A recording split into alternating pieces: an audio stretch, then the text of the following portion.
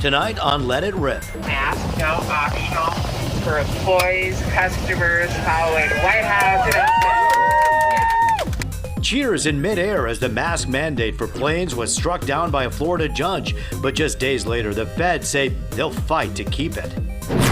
I want every child in this state to feel seen, heard, and supported, not marginalized and targeted because they are not straight, white, and Christian. A Michigan state senator goes viral after a speech denouncing her Republican colleague who told supporters she supports child grooming.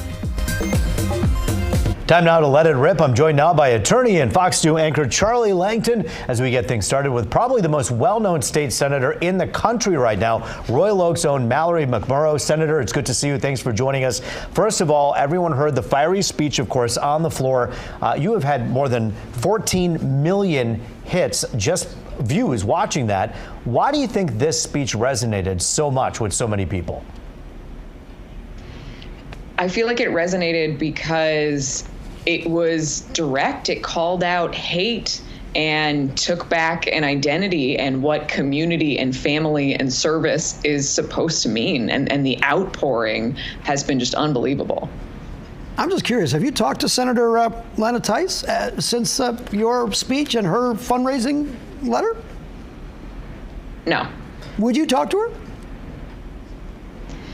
Yeah, I mean, she would have to reach out to me. You know, somebody's asked me, do you think you can have a relationship? I don't know that you have a particularly good relationship with somebody who accuses you directly of grooming children and sexualizing them. I mean, it's just absolutely disgusting. Why do you think you were targeted?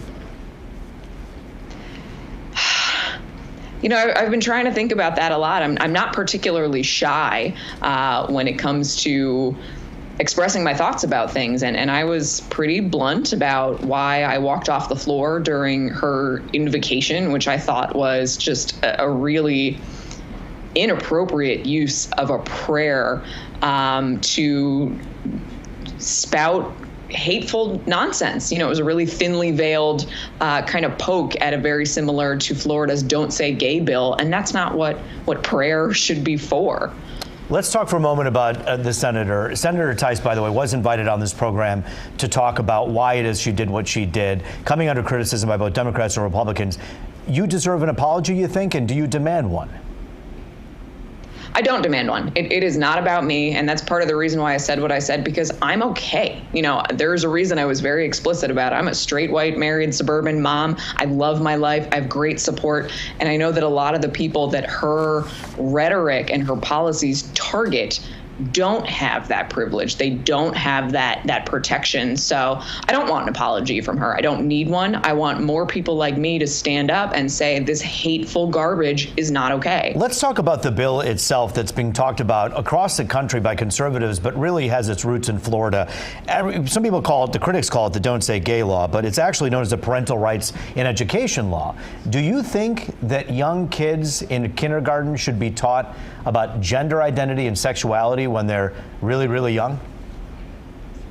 So what is so horrific about this bill is it's creating a boogeyman. You know, I think when people are talking about we shouldn't talk about sexual attraction and orientation, that's not what we're talking about. It is, do you have the ability to say, in the same way that we point out a mom and a dad to little kids who are curious about the world, could you point out a mom and a mom? Can you just point out, you know, people who exist in the world? And the idea that just recognizing that there are a lot of different kinds of people in the world could somehow make a kid gay, which is really what the proponent of the bill ended up saying on the floor when they were debating it in Florida, is just hateful. And it makes families with LGBTQ members feel like they don't belong. But do you think when it comes to gender identity that should be taught at that young age? And should parents be involved with that decision? So here's the question that I have back. Do we teach kids directly about a mom and a dad? Do we teach about straight relationships? Well, I think you're obviously asking the, you know, the counterpoint there, but I think the many of the parents out there who are upset or concerned would say, I would like to be involved with a discussion that introduces something that's new and hasn't been talked about before. Do you support that? Absolutely. Parents should absolutely talk to their kids and talk to their teachers and be involved. But this feels like the same argument when we were fighting, parents were fighting against desegregating schools and pushing back and claiming parental rights because they didn't want their kids to be exposed to black kids. That's what this is. Do you think that parents should have the say as to what is taught in schools? That's why we have school board elections. That's why we have people involved in their communities. You do. I don't know about how people's parents had relationships with schools. My mom was a homeroom mom. She was very heavily involved in the school, worked on projects, went on field trips with us. Yeah, it's a relationship. It's a relationship with the community. There is trust between parents and teachers. And when that's there, there is nothing right now that stops parents from knowing what is being taught in school and teachers wanting to know what's going on at home, because that helps them to be better teachers. Senator Tice said that you turned your floor speech into a plea for campaign contributions. Did you make any money since you made your floor speech? Well, first of all, I made no direct fundraising ask at all. I didn't make it in the floor speech. I didn't add it on my tweet thread. Other people certainly found my link and started posting it and sharing it. We have received contributions. I will be very honest with you. I haven't checked in the account in a while because that's not the point. Politico did check in and said that you got $285,000 worth of donations and 6,200 contributors. Those who accuse you of grandstanding in order to perhaps get your name out there, you tell them what? I tell them that is nonsense. I am not the one who sent out an email slandering a colleague specifically to raise money. I think that the overwhelming response from people in my district, from around the state, from around the country, is just an overwhelming sense that hate doesn't win and a support for a more inclusive message. Senator McMorrow, it's been a very busy whirlwind for you, and we thank you for taking the time to join us here on Let It Rip. Thanks for everything today and taking the time to join us. Now, welcome back to our panel. First up, a colleague of Senator McMorrow, but he's on the other side of the aisle, Republican State Senator Jim Runstead, who represents a big chunk of Oakland County. Next to him, Democratic political consultant Greg Bowens.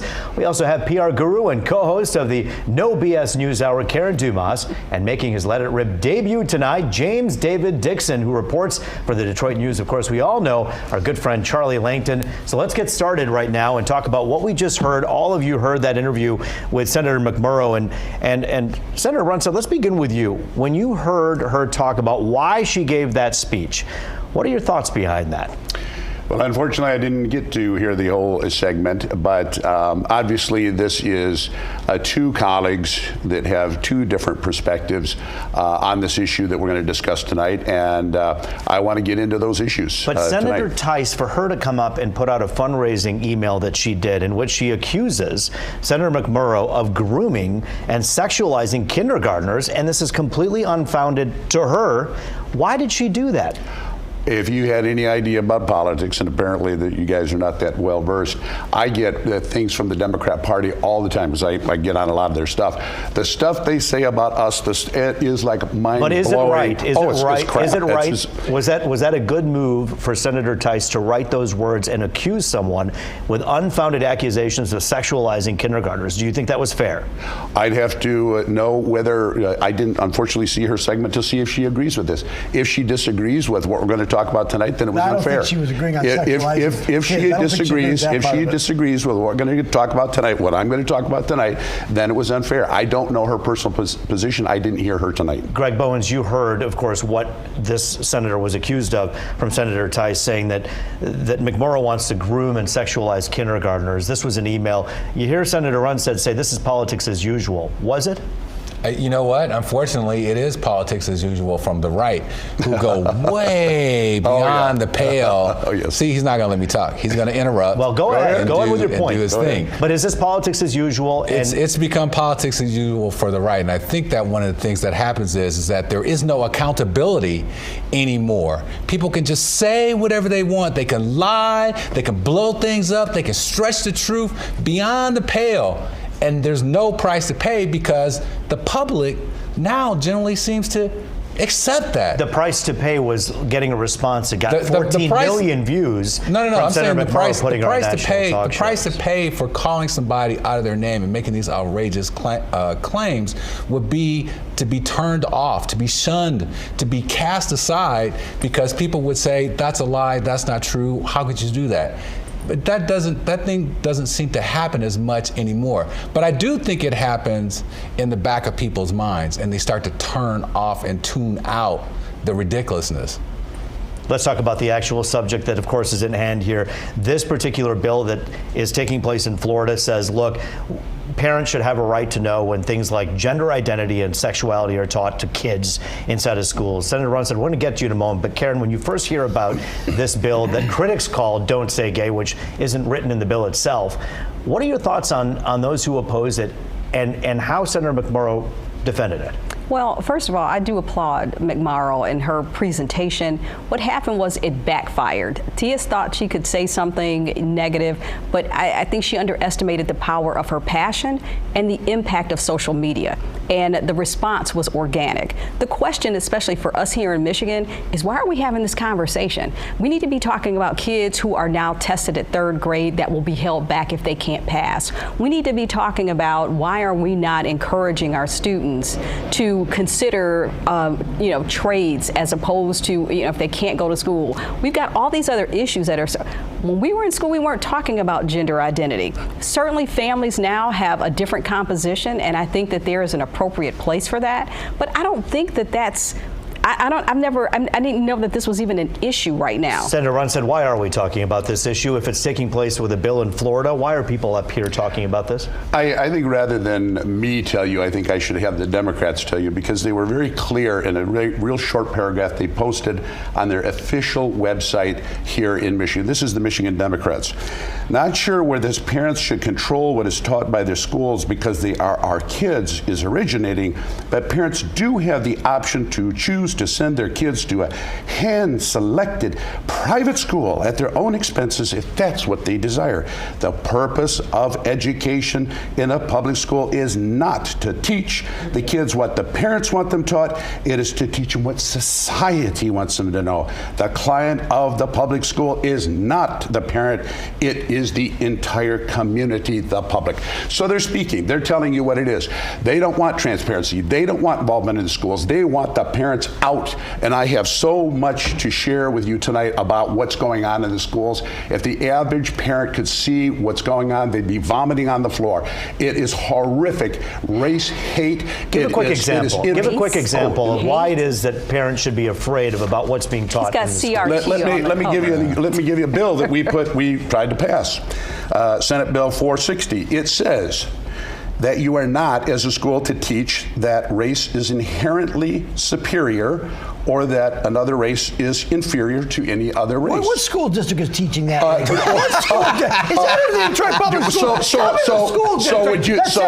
Let me finish. Charlie, you got a whole panel against me. Let me finish. Go ahead. Let me go. What this says is this what you can't do. And the Democrats said, no, we want to teach it. Oh, we're not teaching about we want to. We're not going to say we're not going to teach. They also want to be able to teach the United States as a fundamentally racist country. The Declaration of Independence, the Constitution are fundamentally racist documents. You're talking about critical race theory.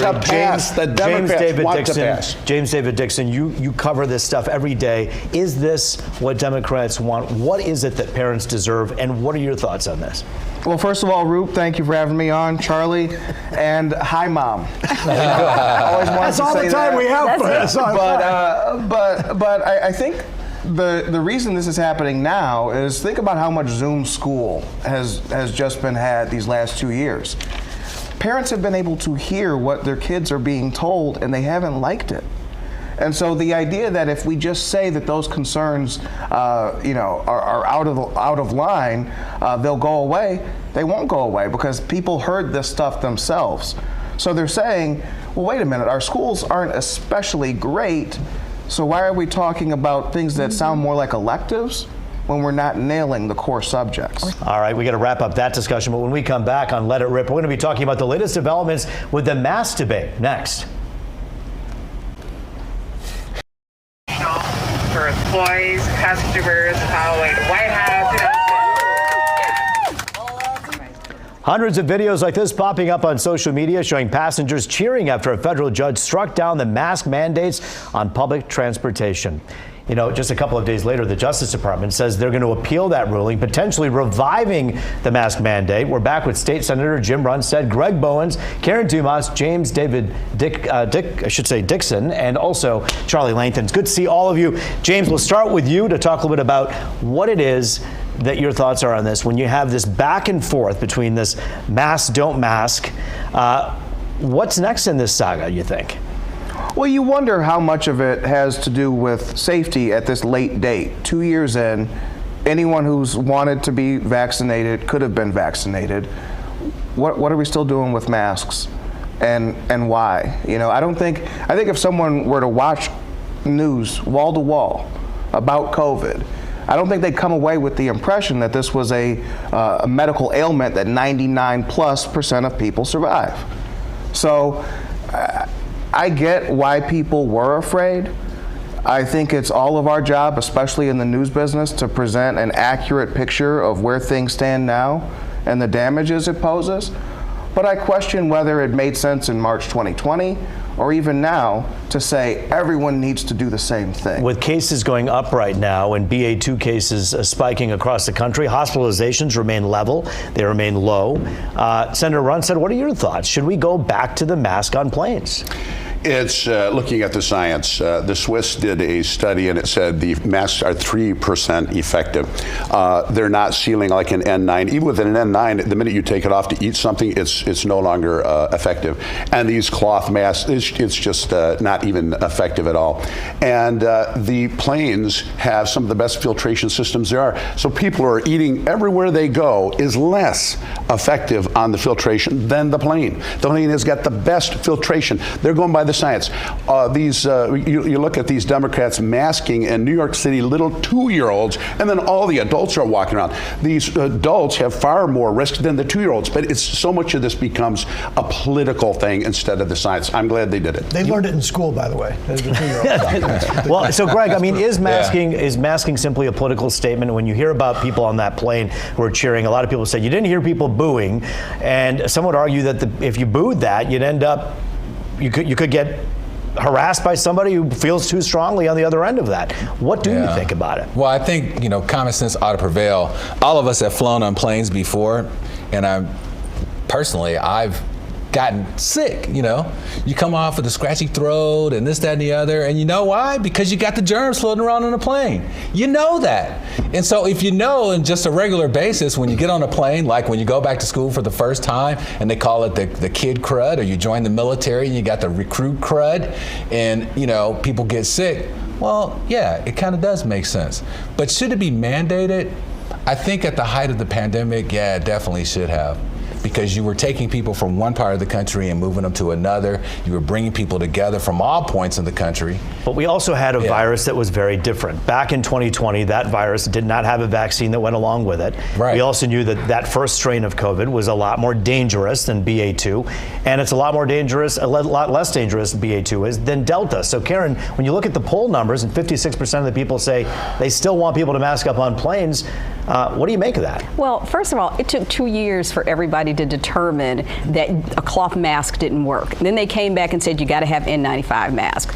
If people would cover their mouths, if people would be conscious about, invading other people's space just in general, then yeah, I could feel more comfortable about it. But on a plane, I usually wear a scarf anyway, and COVID, notwithstanding, because people are inconsiderate and they're nasty and they don't care. No, they are. People don't care. You still see people coming out of the restroom that have not washed their hands. Oh. I was in a restaurant. This young lady reached down, she's a waitress, to tie her shoe, and she got back up and she didn't wash her hands. So people have still, being clean hasn't resonated. But I do think that, if in fact people are more comfortable wearing a mask, yes, that they should wear a mask. But should it be mandated?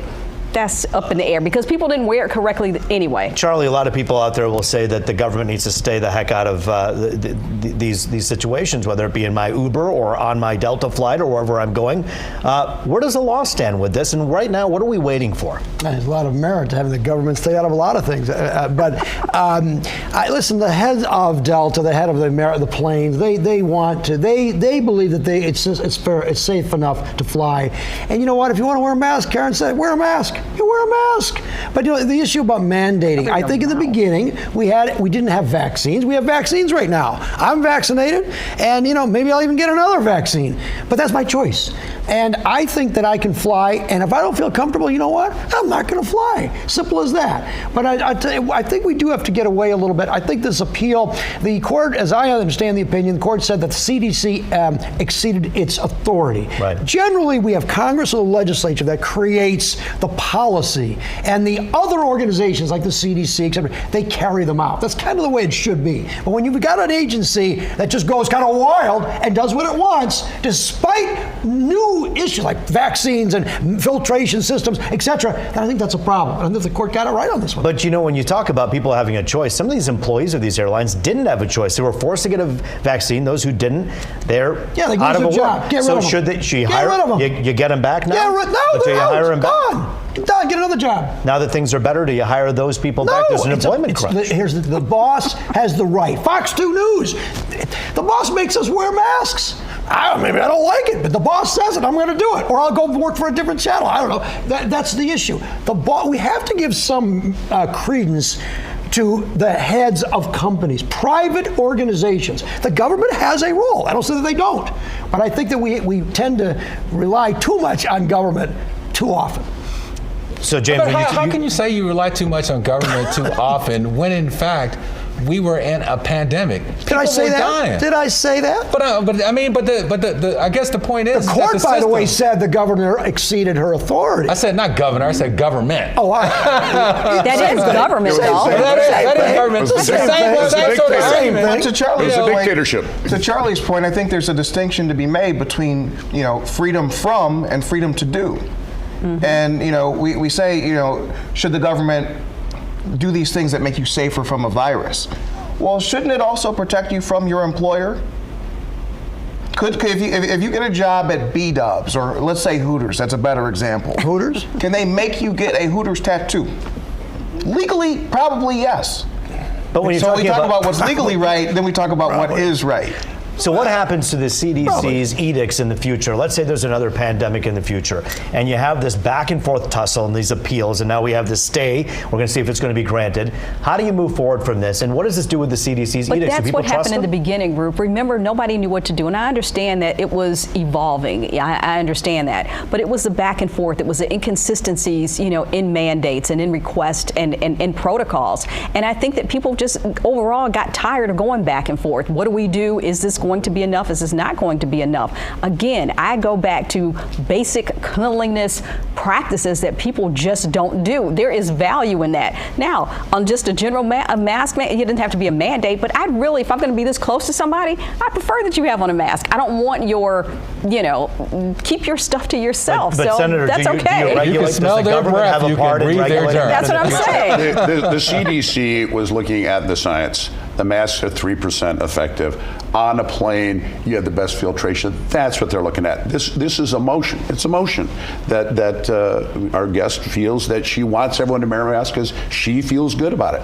But that should be mandated for the rest of society. If the science is there, but the science, as the CDC said, is not there. Sir Greg Bowens is contaminating us by 95% effective. It goes down to 60%. People don't even wear that. Ultimately, if you don't feel safe around someone who's too close to you, shouldn't you be the one who wears the mask? And I would do that, and that's fine. And I'm not emotional about it. I want people to do what's best for them. I don't think that anybody should be forced to do anything, but I also think that people should receive concise information about what could be precautionary measures and protocols that they could embrace. We're going to come back. We're going to come back with some final thoughts. Greg, we'll give you a chance right after the break here. When we come back, final thoughts from our panel.